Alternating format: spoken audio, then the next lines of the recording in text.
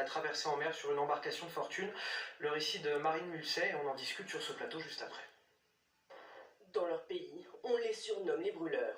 Ils ont mis le feu à leurs papiers d'identité pour éviter l'expulsion d'Europe.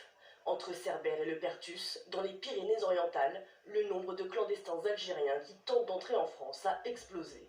Selon les autorités espagnoles, ils seraient 10 000 à avoir atteint l'Espagne pour rejoindre l'Hexagone depuis janvier.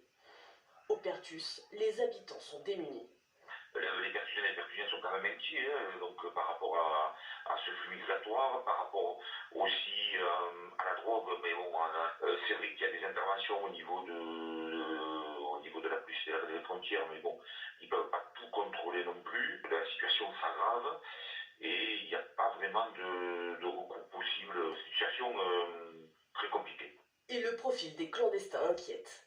L'Algérie aussi a des soucis avec l'idée de leur prison, donc c'est souvent un profil différent qui arrive aussi, il y a des anciens prisonniers, donc avec un casier judiciaire bien rempli, donc le profil de la retenue aussi a changé. Ce sont des retenues maintenant qui ne cherchent pas forcément la ville. Sur le seul mois d'octobre, la police aux frontières a interpellé 39 passeurs, c'est 4 fois plus qu'en temps normal.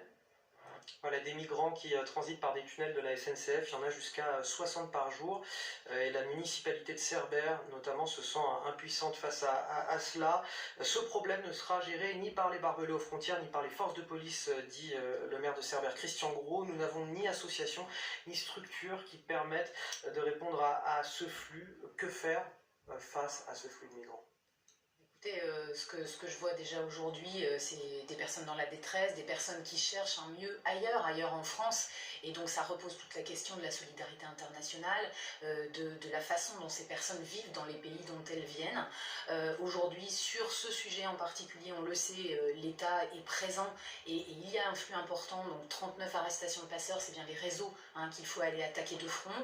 Des CRS qui sont présents sur place en permanence depuis mi-octobre. C'est un travail qui est fait actuellement avec les mairies. Il y a aussi tout le travail de contrôle aux frontières qui doit continuer et nous ne pouvons que réaffirmer la nécessité d'avoir des contrôles aux frontières importants et que les personnes aujourd'hui qui sont en demande de droit d'asile, ce qui est une autre situation, puissent avoir l'examen de leur situation rapidement. Ce sont les réfugiés, mais là on n'est pas dans ce cas-là.